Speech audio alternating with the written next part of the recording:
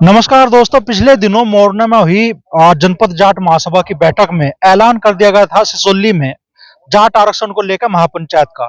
और हमारे पीछे आप प्रचार रथ देख रहे होंगे जनपद जाट महासभा का, जिसमें लोगों को जागरूक किया जाएगा जाट आरक्षण के प्रति।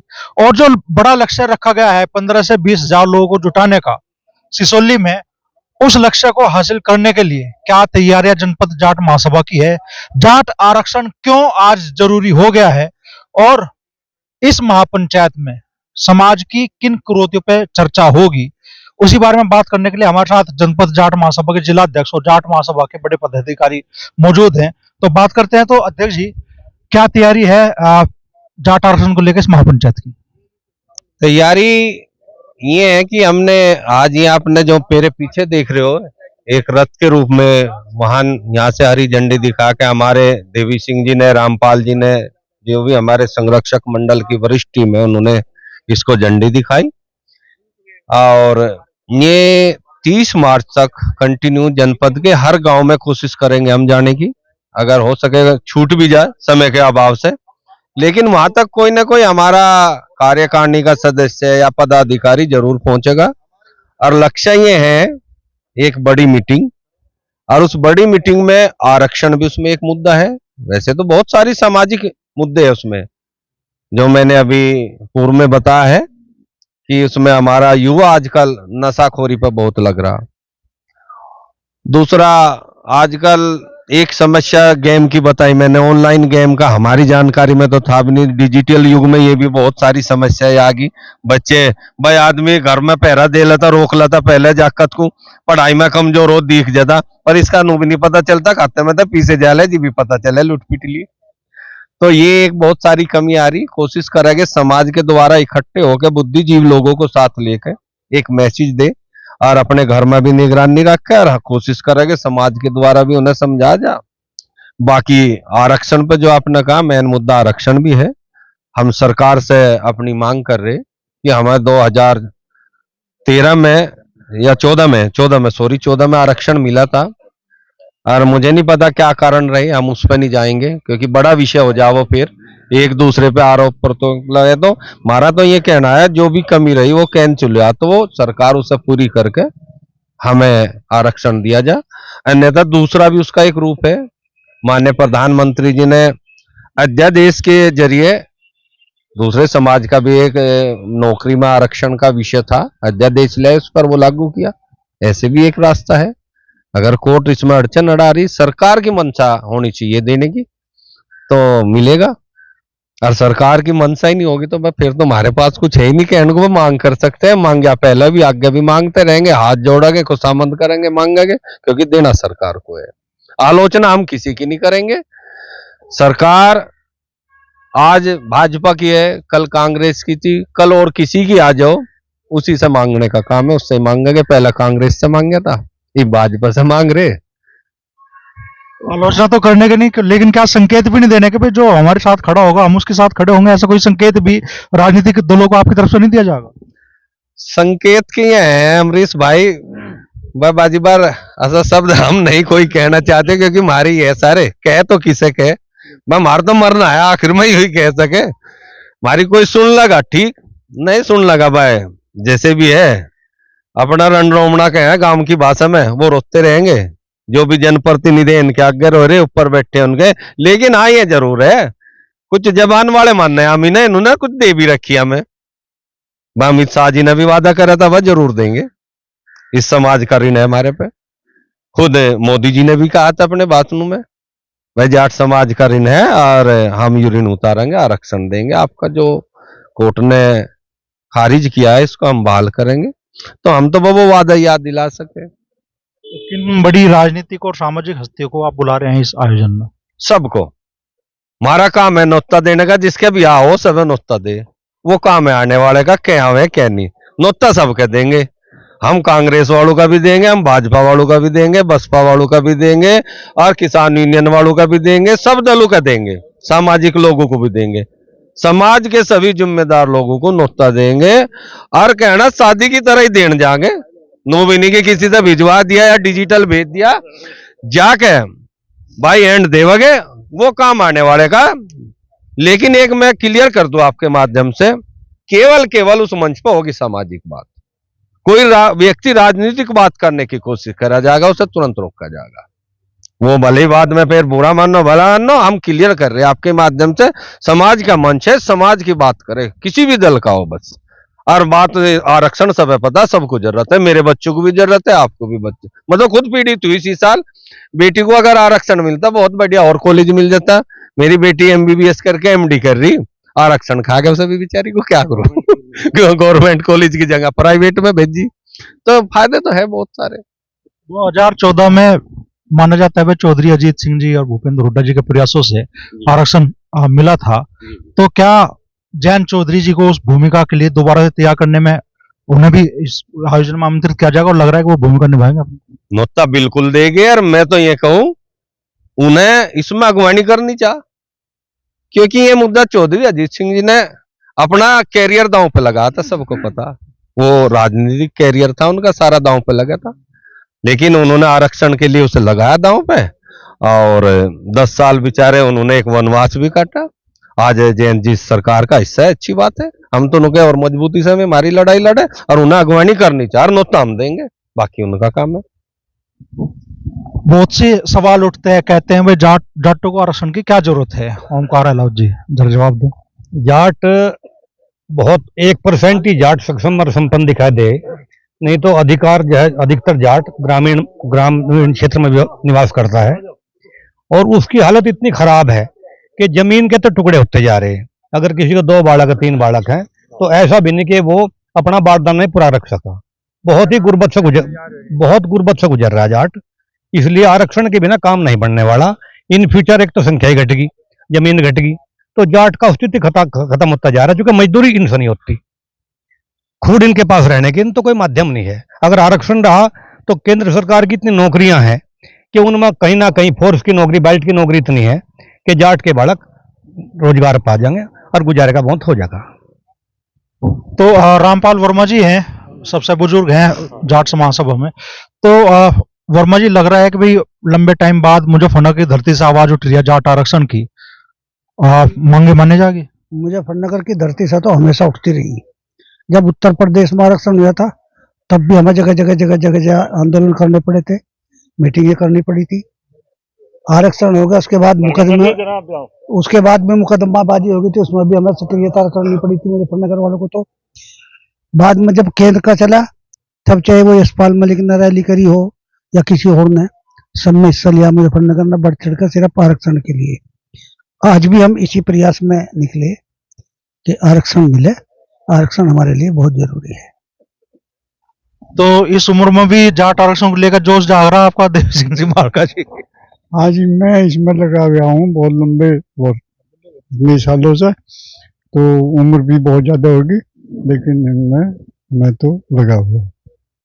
कितनी बड़ी तादाद में जाट जुटेंगे सिसोली में 30 तारीख को? 90%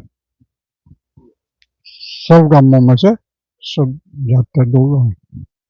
व्यापारी नेता भी हैं और सामाजिक मुद्दों को तो मुखरता से उठाते ही रहे हैं। जाट आरक्षण का मुद्दा भी अब मुखरता से उठाने की तैयारी में है जयवीर सिंह जी। तो लग रहा है कि भाई आप लोग आरक्षण की आवाज उठाओगे और सरकार मानेगी? निश्चित रूप से यदि सार्थकता से कोई काम किया जाए और लगनता से, और जाट समाज बहुत ही क्रमशील और कर्मठ जाति है, और पहले भी हमने संघर्ष के द्वारा ये आरक्षण लिया था, और हमें सड़कों पर भी आना पड़ेगा। हम शांतिपूर्वक आंदोलन करेंगे और इस आंदोलन को निश्चित रूप से सफलता की ओर ले जाएंगे। पहले ये कहा गया था कि पिछड़ा आयोग नहीं है, और एक जस्टिस जोसेफ कुरियन थे जो इसमें जज थे, उन्होंने एक बात कही थी कि जाट समाज एक ताकतवर समाज है और वो दबाव बना करके राजनीतिक पार्टियों पर ये आरक्षण लिया, लेकिन ये औचित्यपूर्ण नहीं है। वो उनका निर्णय था, हम उसका सम्मान करते हैं, लेकिन आप भी ग्रामीण परिवेश से आते हैं अमरीश भाई, आप देखते होंगे कि जाटों के बच्चों की क्या हालात है। आज रोजगार की वजह से, नौकरी की वजह से उन पे ना होना, उनकी शादियां तक नहीं हो रही, और ये स्थिति है कि वो अभी हमारे महामंत्री ने बताया कि वो कहीं मजदूरी नहीं कर सकते। तो आरक्षण हमारा एक जन्मसिद्ध अधिकार भी है और संविधान के दायरे में हम उसे मांग रहे हैं, क्योंकि ओबीसी में ऐसे लोगों को आरक्षण दिया गया है जो हमारे समाज के समकक्ष हैं, वो यादव हैं, अहीर हैं, गुज्जर हैं, दूसरे लोग हैं। तो हम भी आरक्षण के पात्र हैं और हम केंद्र सरकार से, क्योंकि हम भारतीय जनता पार्टी से भी जुड़े हुए हैं, तो हम केंद्र सरकार से पुरजोर मांग करते हैं, जो आश्वासन अमित शाह जी ने दिया था कि हम आरक्षण देंगे, तो वे अपने वादे को याद करें और इस जाट समाज को आरक्षण देने का काम करें। अमित शाह, जब भी जाट आरक्षण की बात आती है तो अमित शाह जी की मूंछ का बाल कहते हैं गिरवी रखा है समाज के पास में, वो भूल गए क्या? अमरीश भाई उसी चीज दिन का हम इंतजार कर रहे हैं कि सामान्य अमित शाह जी ने कहा था कि मेरी मूछ का बाल गिरवी रखा है जाट समाज के पास में। अब वो पता नहीं कितने दिन तक गिरवी रखा है। इंतजार करते करते लोग बाग 2 दिन से इंतजार कर रहे हैं कि पहले भाई जाटों का केंद्र में आरक्षण दिया जाएगा। पहले आरक्षण था, उसको रद्द कर दिया गया। वो कहते कि मूछ का बाल रखते हैं। अब उसी का इंतजार कर रहे हैं कि मूछ का बाल कितने दिन तक गिरवी रखा है। उसी इंतजार की इंतहा होने के बाद में अब जाट समाज फिर से जागरूक हो रहा है ताकि इस आरक्षण को दोबारा से बहाल किया जाए। और जो जाट समाज के होनहार बच्चे हैं जो इस आरक्षण की न मिलने की वजह से पिछड़ रहे हैं, अच्छे अच्छे मार्क्स ला के अच्छे ढंग से पढ़ाई करके, तो उस आरक्षण का उनको लाभ मिल सके। अब ये जैसे अध्यक्ष साहब ने कहा कि कोई हम किसी राजनीतिक पार्टी का विरोध नहीं कर रहे, किसी राजनीतिक आदमी का विरोध हमें नहीं करना है।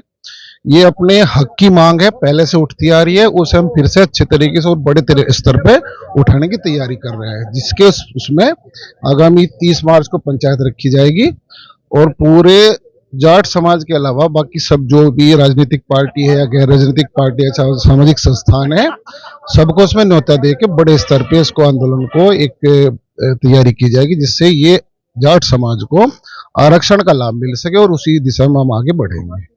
बिट्टू सिखेड़ा जी हैं, तो क्या सफल हो पाओगा आयोजन? 1 महीने पहले ही आप लोगों ने तैयारी शुरू कर दी, प्रचार रथ भी रवाना कर दिया आज। देखो, उम्मीद है होना चाहिए, उम्मीद है, उम्मीद के साथ ही दुनिया कायम है।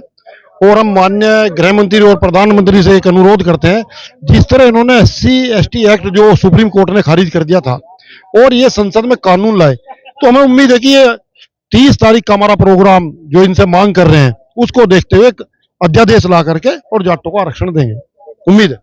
प्रचार रथ आपके सामने है, रवाना होने वाला है और रवाना कर दिया। हमारे साथ धर्मेंद्र तोमर जी हैं, तो तोमर साहब, लग रहा है कि संख्या बल आप लोग बढ़िया जुटा पाओगे। अमरीश बालियान जी, आज समाज के लिए सबसे बड़ी जो मांग है, तो आरक्षण की मांग से बड़ी कोई मांग नहीं है। पहले प्रयास किए गए तो 9 प्रदेशों में आरक्षण हो गया, लेकिन राजनीतिक व्यवस्था रही या क्या व्यवस्था रही, तो हमारा केंद्र में आरक्षण हुआ। तो भूपेंद्र हुड्डा जी और आदरणीय सरदार चौधरी अजीत सिंह जी के प्रयासों से, राजनीतिक प्रभाव से, समाज के एकजुटता से केंद्र में भी आरक्षण हो गया था। तो आज लोगों के मन में है कि भाई जो हमारी समकक्ष बिरादरियां हैं उनका सबका आरक्षण है, तो जाट का आरक्षण क्यों नहीं? आज जाट की हालत इतनी बढ़िया वाली नहीं है, क्योंकि जमीनों का किसान जाति से विलोम करती है जाट बिरादरी, तो जमीनों का सहारा था और परिवार बड़े होने के कारण जमीन बढ़ती गई और आज तो 40% ऐसे परिवार भी हैं जिनका फर्ज भी खत्म होगी। बच्चे बहुत अच्छे हैं, सब पढ़ाई में है, लेकिन कहीं ना कहीं जाकर आरक्षण की वजह से पिछड़ जा। तो आज बच्चों को आरक्षण के लिए तो आज सबसे बड़ी मांग है कि आगे भविष्य सुधारने के लिए बच्चों के लिए आरक्षण क्यों हो सकता है। उसी के संबंध में जनपद जाट महासभा ने ये फिर दोबारा से मुहिम उठाई और इसमें लोगों में बड़ा उत्साह है और ऐतिहासिक रैली सिसोली में होने वाली है 30 तारीख में। सभी लोग वहां होंगे और अपनी बात मजबूती से रखेंगे। तो होगी इतनी बड़ी रैली की सरकारों पर, प्रदेश की, केंद्र की, खासतौर पर केंद्र की सरकार पर इतना दबाव बनागा कि जाटों का आरक्षण वापस हो? जाटों का आरक्षण वापस होना चाहिए। देखिए, पिछली सरकार, कांग्रेस सरकार के समय पे चौधरी अजीत सिंह ने भी ये मुहिम उठाई थी और उस समय लगभग ये मांग मान ली गई थी। दुर्भाग्य उनका ये था कि उस समय सत्ता पलट होगी और वो आरक्षण ऐसे के ऐसे दबा रह गया।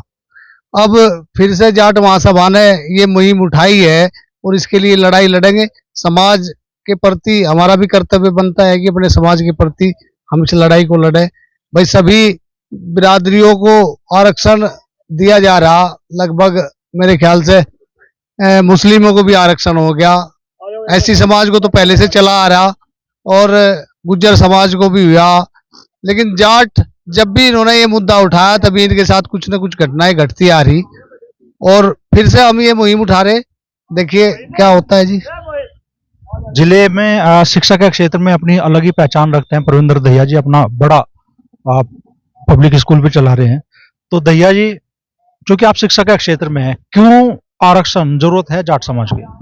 देखिए, जनपद जाट महासभा की ओर से जो ये पहल जाट आरक्षण की है, इसमें जो सेंट्रल सर्विसेज हैं उसमें जो जाट बिरादरी के बच्चे हैं उन्हें लाभ नहीं मिल पाता। तो कहीं ना कहीं ये एक बहुत ही अहम मुद्दा भी है और इसे सभी उठा भी रहे हैं। तो मेरा मानना है कि सेंट्रल गवर्नमेंट को इसको अपना मतलब इसको फेवर में कर देना चाहिए जाट आरक्षण को, ताकि जो प्रदेश के जो बच्चे हैं जो आज वे मेरिट में नहीं आ पाते हैं, शिक्षा के क्षेत्र में हो, मेडिकल के क्षेत्र में हो, कहीं भी चाहे सर्विसेज में हो, गवर्नमेंट सर्विसेज में जो सेंट्रल गवर्नमेंट की सर्विसेज हैं उसमें बहुत हद तक इनके जो आर्थिक स्थिति है या जो सेंट्रल गवर्नमेंट की जो सर्विसेज है उनमें बहुत लाभ मिलेगा। और मेरा सेंट्रल गवर्नमेंट से यही आग्रह है, निवेदन है कि वे इस पर विचार करें और जो हक है इन बच्चों का वो मिले। तो बड़ी शुरुआत जनपद जाट महासभा मुजफ्फरनगर ने की है। 30 तारीख को महापंचायत होनी है, 30 मार्च को, और उससे करीब 1 महीने पहले प्रचार रथ आज रवाना कर दिया गया है। बड़ी तैयारी है कि कम से कम 5 अंकों में जाट समाज के लोग वहां पहुंचे, बात आरक्षण की भी हो और समाज से जुड़े मुद्दों की भी हो। अब देखना होगा कि इतनी बड़ी तादाद में समाज के लोग वहां पहुंचेंगे, और पहुंचेंगे तो उसका सरकारों पे कितना असर होगा।